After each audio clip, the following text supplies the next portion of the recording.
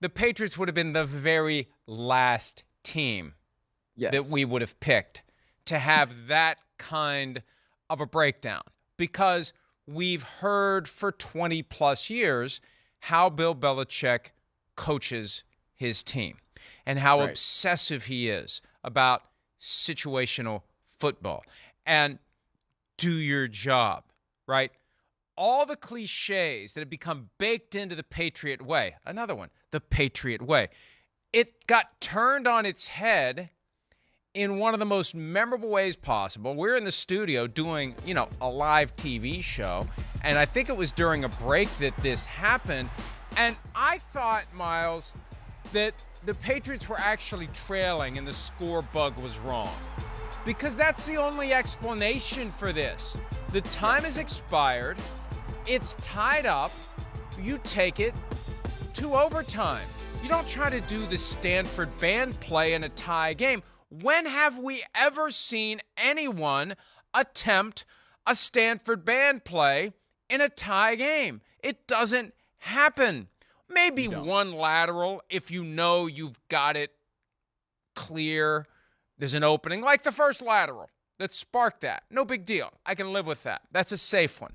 But you don't start doing the desperate playground, throwing the ball all over the place in a tie game.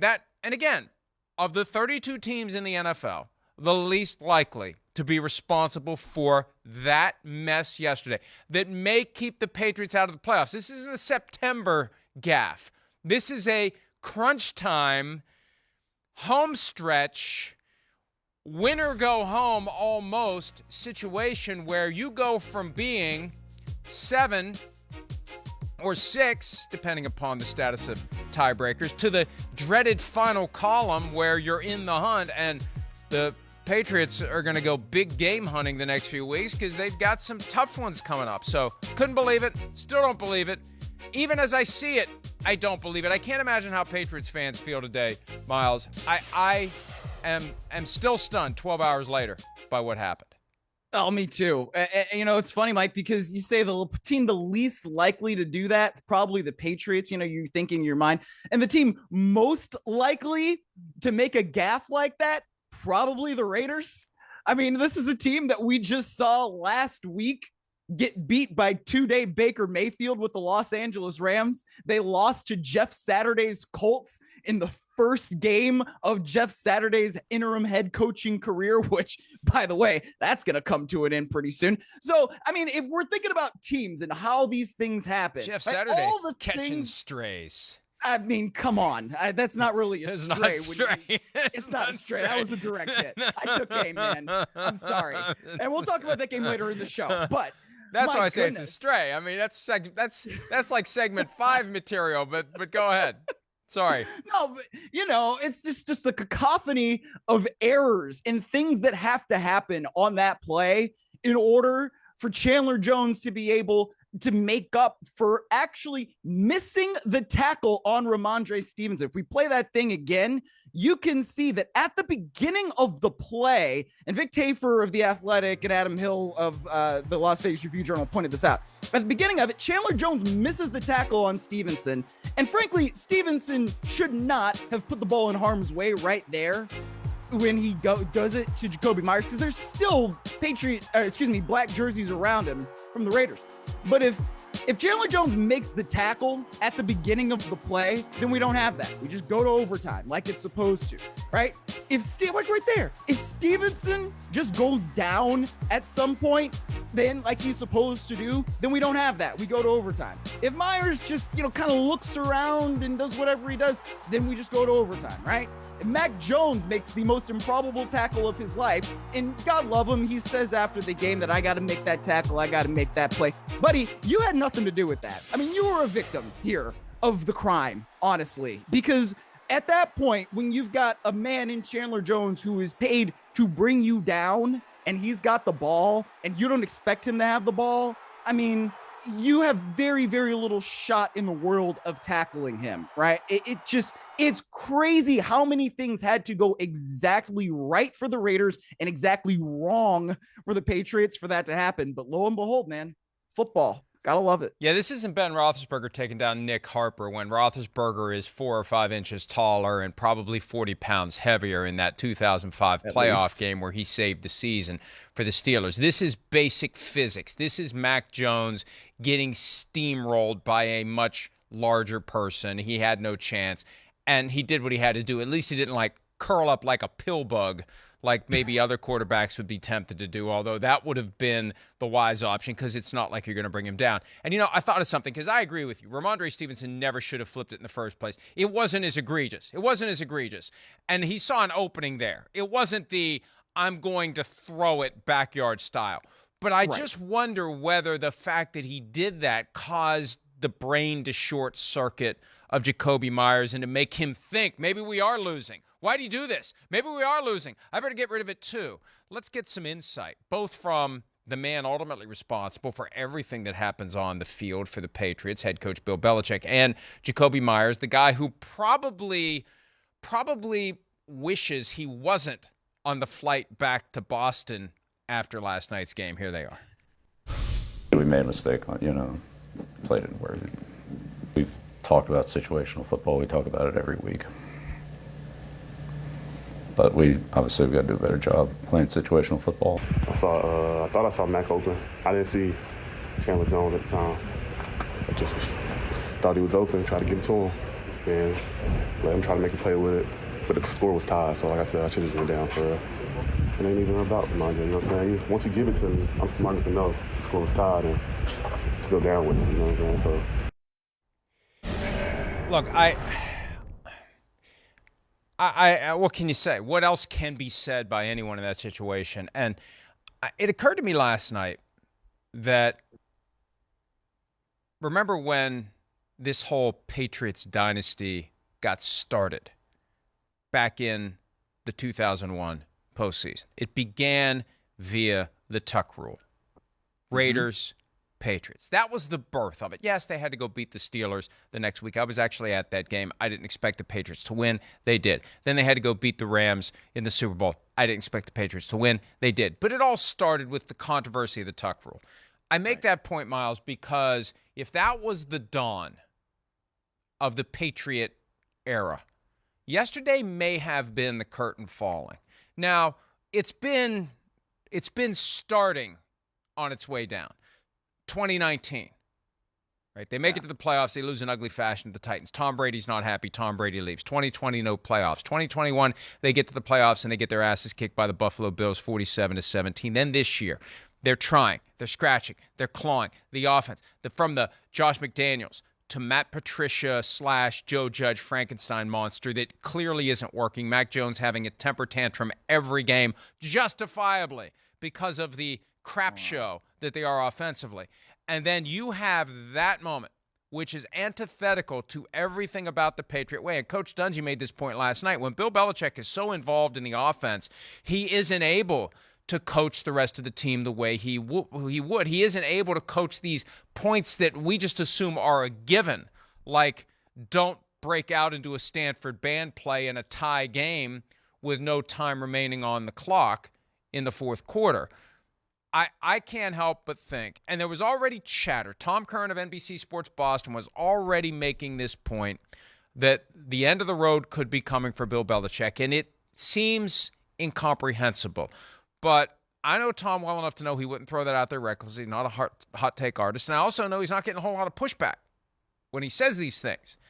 And I'm very curious to see, Myles, if when the season ends, if a David Tepper or some other owner who is looking for a new coach decides to make a phone call to Robert Kraft and say, hey, what would it take to get Bill Belichick?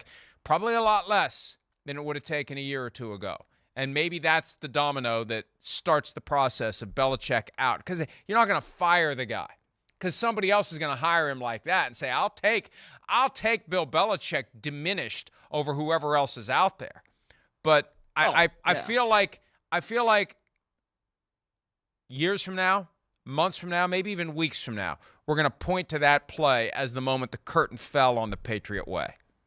Well, I think it is poetic when you put it like that, where it's the Tuck rule and then that comes against the Raiders. And then obviously this ridiculously inexplicable play that also comes against the Raiders. And look, I mean, you we're kind of making this point a long time ago, right? Before the season started, and I was pushing back against you, and I thought that there was reason to do that because it's Bill Belichick. But when you see the way that this season has gone, and you see the way that the Matt Patricia, Joe Judge thing has gone, which frankly is the way that everybody expected it to, and we would have lambasted it even more had it not been Bill Belichick that was doing it. And even though I kind of love the Mac Jones like cussing out his offensive play caller thing, it's very unbecoming, I think, for a quarterback to do that while he's on the field. And I don't think that there are very many other quarterbacks in the league and in the history of the National Football League that would be getting away with this like he's doing it. I mean, think about if, I don't know, Josh Allen or Patrick Mahomes were doing that a couple years ago. Like, what would we be saying? Regardless, this thing right now is really, really off, you know? And Bill Belichick is not usually one that's just going to say, you know, it's not going to necessarily just put it on himself. You know, he usually does say, I'm the one who's responsible for all of this. And obviously I didn't see all of the press conference he had last night, but we made critical mistakes, and it's just say we made a mistake on the play. That's him passing the buck in a way that you don't necessarily see too often. And it's just one of those plays where it's like, man, I'm not taking accountability for this because I didn't coach that, and I would never coach that. And in some ways, I don't really blame him for it. But it's a weird situation now with Bill Belichick and a team that does not look like a Belichick team. It just doesn't look well coached. They're not executing the way you expect. I don't know if that means it's going to be the end of him in New England soon, but it wouldn't surprise me now because of the way things have gone. Yeah, that kind of acceptance. We just made a mistake. Well, those are mistakes that he would never tolerate in the past, and they just wouldn't make those mistakes. There are mistakes that can be avoided, and there are mistakes that can't be avoided. And Mike McDaniel, the Dolphins coach, said something several weeks ago that I think makes a ton of sense. Like, why am I going to get mad at somebody who's just trying? Like, he's not trying to lose the game. He's trying. But there's a line that you don't want to cross in your effort to try to win the game. You don't want to do something that you know you shouldn't do, and that falls on the wrong. I don't know where the line is, but what we saw yesterday clearly falls on the wrong side of effort versus what the hell are you thinking? You should never, ever, ever, ever do that. And I thought of something else too while we're talking about this. The notion that Bill O'Brien is coming back to New England after the season. That's something, it's maybe been 4 weeks ago. Chris Sims started to hear it. Others have heard it. I poked around a little bit on it, and I wasn't able to get an answer one way or the other.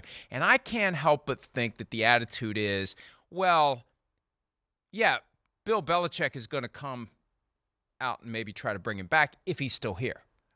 I can't help but think that the impending return of Bill O'Brien to New England is premised on Bill Belichick still being there. Let's cross that bridge first. Not that he's not going to be, but I think this whole Bill O'Brien thing is premature because it presupposes that there isn't going to be a massive change at the end of the road. They still got 3 games left. They could still make the playoffs. They could still win the Super Bowl in theory. But I just feel like yesterday, that was the curtain falling, and it's going to be very difficult to pull the curtain back up after what happened yesterday. It's going to be very difficult to get past that, especially when, as you've sensed, there's a different Belichick attitude. It's kind of an acceptance. Oh, well, stuff happens. Oh, well, we got 3 games left. Yeah, they're going to be tough. Oh, well, we're going to try, but, more mistakes may happen. I don't know how it's going to go. Got some tough games. Got to go to Buffalo. You know how it is there. So it creates, we're 3 weeks away from whatever is going to happen when the season ends, and the teams that don't make it start making changes. You have to put the Patriots, for the first time in a very long time, in that category of, I don't know what's going to happen when the season ends if they don't make it to the playoffs. But Mike, even if they do make it to the playoffs, what do we really think that the Patriots can go into, Kansas City, Buffalo, or Cincinnati, let's say, in one of those teams that would probably be the 2 or the 3 seed if the Patriots were to make it, and beat that team in a postseason game? No. I don't. No. You're not. No, you're it just not, delays I it. mean, My you're probably point gonna is, get your ass kicked. my point is, you're not gonna have a major change 3 weeks from today if you're still alive.